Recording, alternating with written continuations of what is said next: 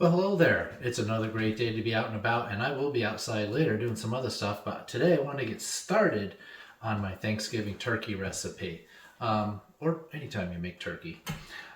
This is actually a combination of recipes from two culinary giants. One, Alton Brown. If you don't know who Alton Brown is, look him up. The man is a genius.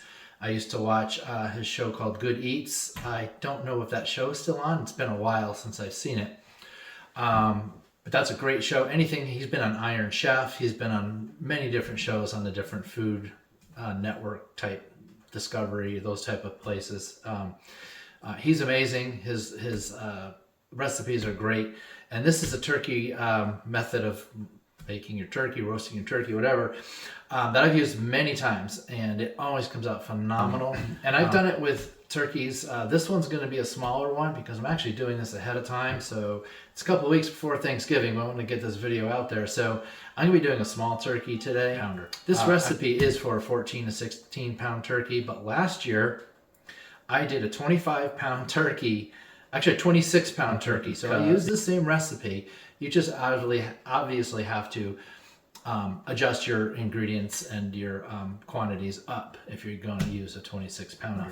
So the first thing that we're going to do, again, besides you need a good 2 or 3 days at least for that thing to defrost in your refrigerator. Don't defrost it out on the counter or in your sink.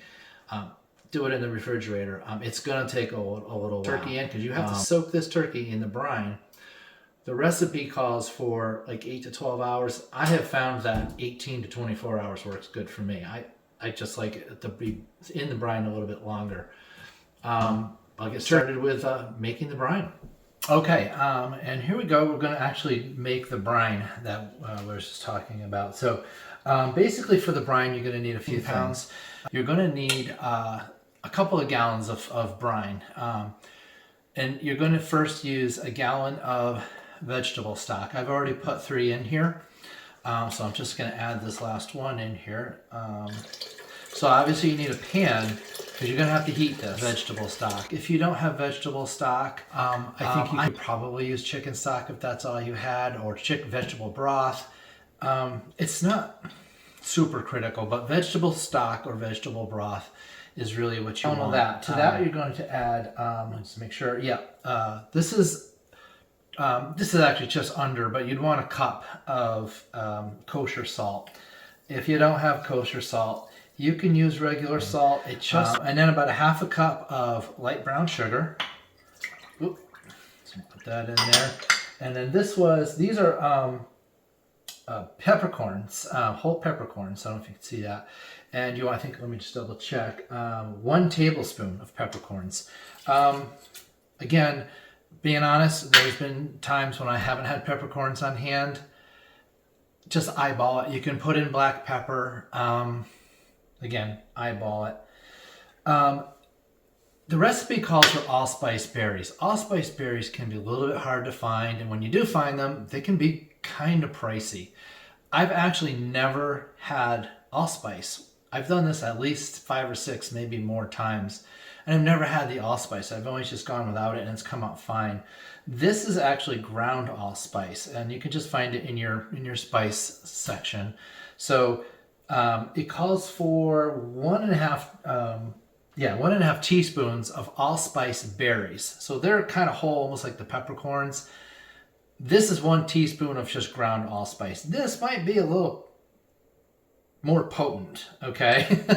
But again, it's just the brine. So I'm kind of winging it a little bit, and it's okay. And the last thing that you're going to add is candied ginger. There's been times when I haven't had candied ginger, and I've used ground ginger. It's okay. It's worked out just fine. I'll show you. Let me just grab this from over here. This is what the candied ginger actually looks like. They're like cubes, and they're kind of like sugared. Well, it's candied ginger. So in the package, this particular one says crystallized ginger. This was kind of hard to find too. I mean, look around if you have to ask, but it's there, and this actually does. So this needs to be chopped up, and as best you can. I threw it in a little grinder, and You might be better off chopping it with your just with a knife and a cutting board. So anyway, this goes in. Again, that is 1.5 teaspoons of the chopped ginger. So this is just, you're gonna mix this up, and I'll take it over to the stove in a second. Okay, and so we have our stock pot with our brine mixture in it, and we're just gonna set this to medium-high heat. This in, and all you're doing is looking to heat this up enough to combine the ingredients. Remember, you have some powdered ingredients in there. You have salt, you have brown sugar, so you want to make sure those are well combined. You don't want those, actually those kind of melt in pretty easily. The ginger, those ginger chunks can take a little bit longer to dissolve, and just do the best you can. Again, this doesn't have to be exact. The peppercorns are never going to dissolve. They're just going to float around anyway. So you're just going to keep stirring this until it's ready. 2 minutes, and it looks pretty well dissolved to me. So the next thing you do is you just take this off the heat and you let it come down to room temperature. Just let it cool off, and you're going to refrigerate this. You want to actually start the brine of the turkey the day before you're actually going to cook the turkey. So for the brine, you want to do it at least 2 or 3 days before you're actually going to cook the turkey. Okay, so it's the next day, and the brine, which I have here in there, has had a chance to cool off in the refrigerator overnight. And the turkey is obviously right here, and it is upside down, so it's breast side down, and you want that brine to really get into the breast. Obviously, your turkey needs to be, well, I say completely thawed, but if it's 95% thawed, the rest will thaw while it's in the liquid. But it should be as thawed as possible. I take the little popper, most of them have those little pop-up things, because I use a meat thermometer, which I completely recommend. If you don't have a meat thermometer, you could use the popper to tell when it's, but those things, typically you're overdoing your bird. By the time those things pop, you're up 175, 180 degrees, and you really want to be closer to 165. That's usually where some people say 162. I usually do 165. Wow. But anyway, so you got your turkey, it's thawed, it's unwrapped, everything's out of it. So you're ready now to actually pour your brine in. You're just going to stir it up a little bit. There are chunks still of ginger in here. That's okay. They didn't fully dissolve. I didn't cut them up as fine as I should have. So, but that's all right. We're just going to go ahead and pour this in. Go nice and slow so you don't splatter it all over the place. And as you can see, it has a pretty brown color. You just get that all in there, peppercorns and everything, and so you just empty that out. So you want this cold. Remember, turkey's thawed now, so you don't have to worry about it thawing. You want to keep this cold. So you add in your ice, and that's enough. If you had a bigger turkey with a bigger container, you would probably need more ice. So, and then, let's see, you just fill it up with cold water this way. We make sure, let the water run cold for a minute, and you're just gonna fill that up. Get this mixed up good, and you're gonna wanna try to turn the turkey, rotate it so it's breast side up at some point. Not super critical if you forget, that's not a big deal. The turkey is you can see it's bubbling a little bit. It's going to tend to want to float a little bit. So sometimes, you just kind of want to make sure you get liquid in the cavity as much as possible. That'll help keep it from floating too much. Yeah, there you go. I don't know if you can see. Yeah, that's full of brine. It's even got some ice in there, so that's what you want. If the turkey still wants to float, and sometimes the bigger ones especially do, then you can weigh it down. Just put something heavy. And this one's floating a little bit. There's a little bit of air still in there. And try to get the air out as best you can. Grab the lid. I'm going to cover this. I'll take it out of the sink and just put it out of the way somewhere. That's it. You let this sit for, like I said, the recipe says 8 to 16 hours. Again, I'm more of a 18 to 24 hour person. So this will come out of the brine tomorrow, and I'll walk you through that. All right, it's the next day, and the turkey is done brining, and it's time to get going on roasting it. So the first thing you're going to need to do is preheat your oven to 500 degrees. Yep, 500, because we're going to put that in there for 30 minutes. and then we'll back it down and put it back in. Okay, so first thing we're going to do here is get our water ready. You want to use cold water, and we're just going to take our turkey out of the brine. And again, this one's a little bit easy because it's a small turkey, and make sure you wash out your sink good before you do this, because you're putting the turkey right in the sink. So, and you're just going to rinse this off. So you're just going to rinse inside the cavity all around. You just want to get the excess brine off of the turkey. And you don't have to get super carried away. It doesn't have to be perfect. And that is it. So you're going to let that sit and just kind of drip dry for a few minutes. We'll get that a little bit better. And then we can get this brine out of the way. And you'll just discard this brine, obviously. You don't need that anymore. Discard that with her however you want. And now we have our roasting pan. So this is what I like to do, just to keep it from sticking a little bit, is inside your roasting pan you're going to have your roasting rack. This one is adjustable, so you just get it. You just want to get it so the bird's not sitting down in the pan. The recipe actually says to use a baking sheet, like a big half sheet, and you can certainly do that. Drawback. So you get this in the pan. There's a few things you need to do with this. Okay, hopefully that's a little bit better camera angle for you. So next thing you need to do is just pat the bird dry with some paper towels. So you're just going to go around and try to get any excess water off of it. Again, this is not super duper critical that you get every bit. You just want to get most of it off. And so it's fairly dry, and that's fine. You don't have, like I said, you don't have to go nuts with that. There's obviously going to be some water down in the pan. That's fine. And then you want to tuck the wings under the turkey, and this sometimes can be a little bit fiddly. And I've learned to do this before the next step, which is putting oil on the bird.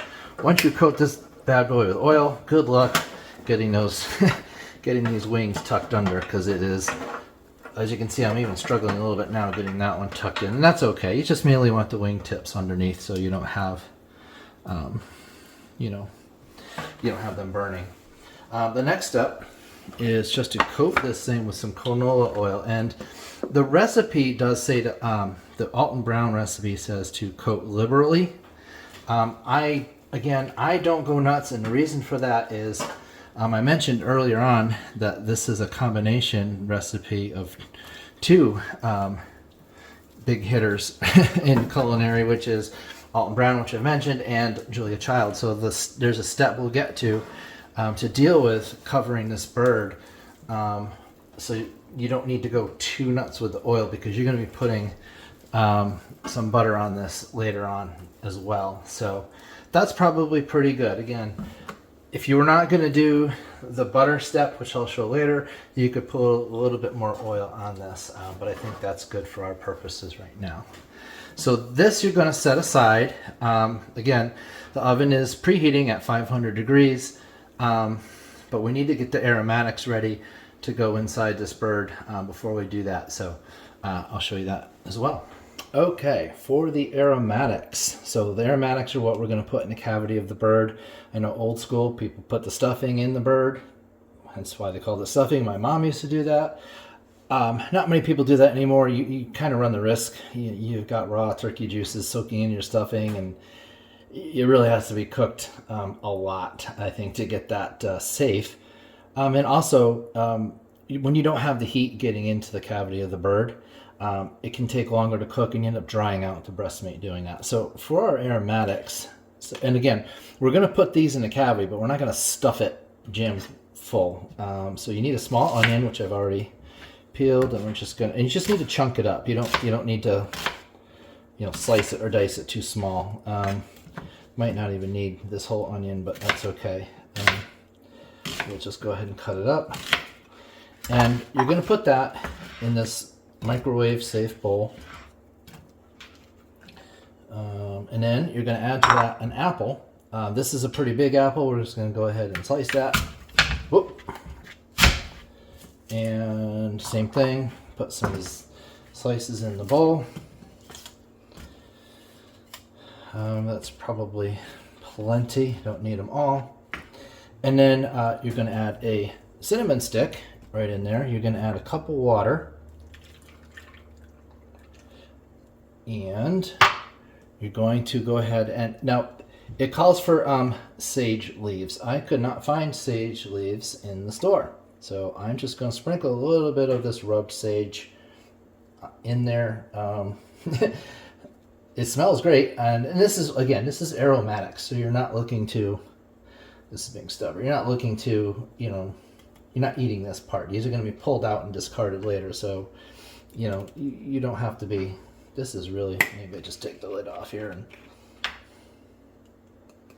do it this way. And that's probably plenty of sage. And I've got some rosemary sprigs. These are these I was able to find. So you're gonna throw a couple of these in here. If you have a bigger bird, you could do like, you know, even 4 or 5. This little bird, I'm just gonna do 3, 2.5, whatever. And let's see, these for the next one. Okay, and then this just goes in the microwave for about 5 minutes. So you're just basically kind of steaming this little concoction and getting it warmed up, softened up, and steamed. So I'm just throwing that in the microwave for 5 minutes. And that's it. And that's the aromatics. And as soon as they're done, we'll get them stuffed in the bird. Okay, our aromatics are done, and as you can probably see, they are steaming hot. So you need to be careful. And what you want to do is just get them into the cavity. So easiest way is just to grab a pair of tongs and you just start stuffing these things in there. It's not fancy.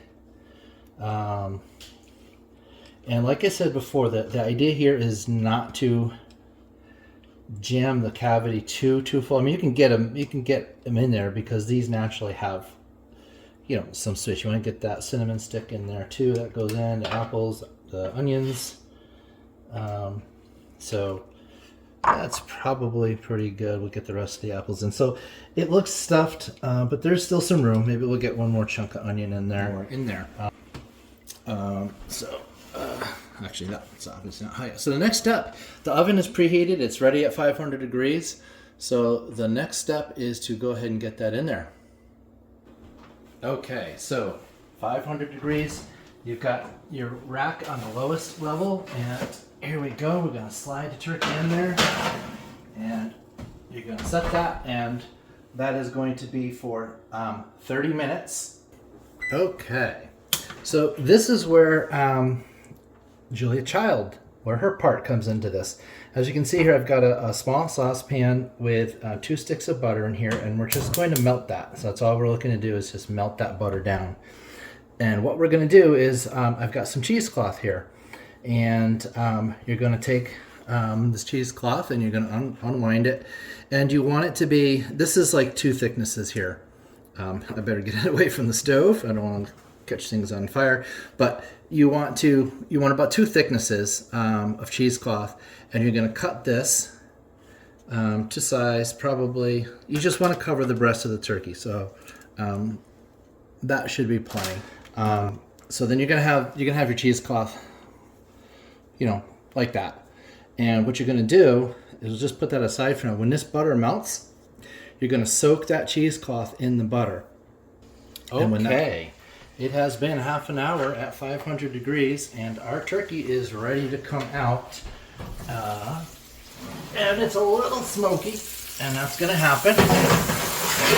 But so it's already starting to get, you know, a little bit brown. But I believe the reason for the 500 degrees is to kind of sear this, sear the skin and preserve the juices. Because the next step is to take this cheesecloth, and actually before I dip it, I'm going to put that in there. Tongs are the tool of choice here. I'm just going to open it up. And you don't need to open it up, you know, fully. Like I said, you want to leave You want to leave that a couple of layers. You don't want it to be only a single layer. Obviously for a bigger bird, I probably could have gotten away with 1 stick of butter here. When you're using a bigger bird, you definitely need 2. And so you're going to get that, that's probably a little hot still. Let me get a mitt. So you're going to get that cheesecloth nice and soaked and covered in butter. And then you're just going to take it and you just do this so you don't spill it. And you're going to take your other tongue and you're just going to, probably balled it up a little too much, and you're going to just try to open this up and get the bird covered. And again, you're not worried about trying to cover the wings or the drumsticks. You're just trying to cover the breast, because that's the part that cooks way faster. I think I've got this. So you can see you're going to kind of fiddle around with it a little bit to get it positioned just right. And if you need more, you know, if you found that you cut it too small, that's no big deal. Just cut another piece and add it. That looks like it's actually, yeah, let's get that. It's a little bunched up. So I'm not doing the best job with this one. Again, it doesn't have to be perfect. There we go. That's getting it. Doesn't have to be perfect. You're just trying to cover, again, cover the breast as much as possible, and you're getting that butter on there. And you don't, like I said, you don't have to worry about covering anything else. So that's good. There, that ended up okay. I was a little worried there that wasn't going well, but it's fine now. Okay, so now this is going to go back in the oven. So you want to get your oven set at 350 now. So, but before we put it back in the oven, we have to get our meat probe, or meat thermometer.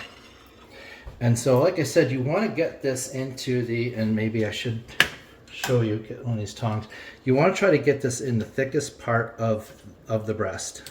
So, whoops, this does not want to peel back up for me.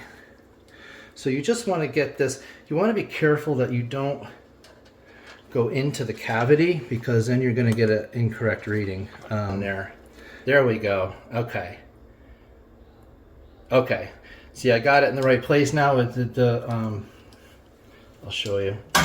I got it in the right place because when I was putting it in the wrong place, we were seeing 113, 120 degrees, and that's almost done, sort of.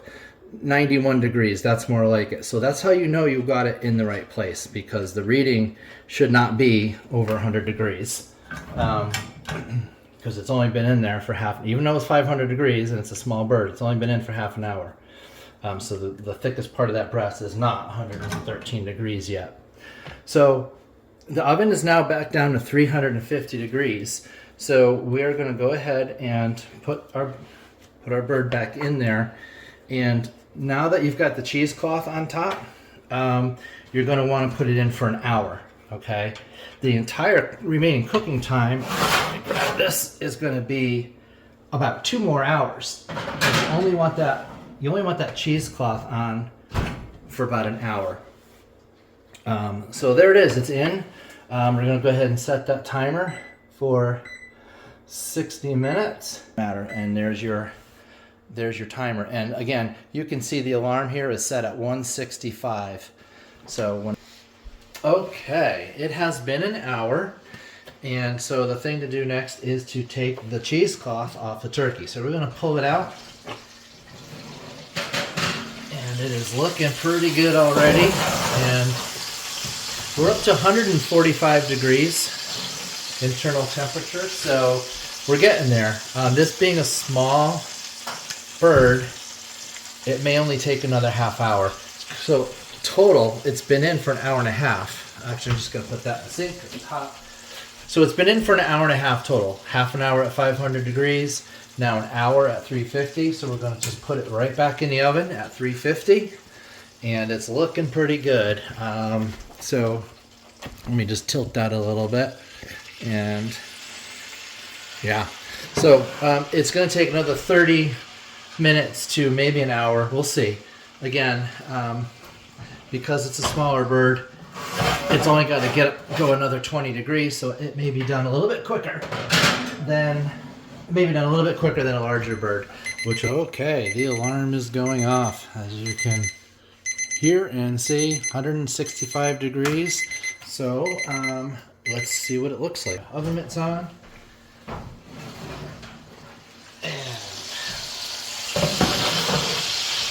look at that. All right. Does that not look beautiful? That is perfect. So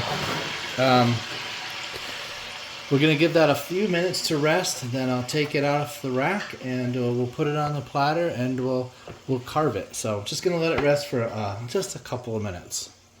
Okay, actually, I am letting it rest, as I said, but what I forgot is to let it rest, you need to just cover it. Doesn't have to be tight, just cover it loosely with some tin foil or, whatever you've got, a lid. The recipe even actually says you can use a mixing bowl, but, and that's fine. It doesn't have to be tight. Okay, it's been about 15 minutes, so our turkey has had time to rest, and it is time to get it out of the pan, out of the roasting pan, and I have a couple of, I don't know what these things are actually called, but they're one of my favorite things. All right. So,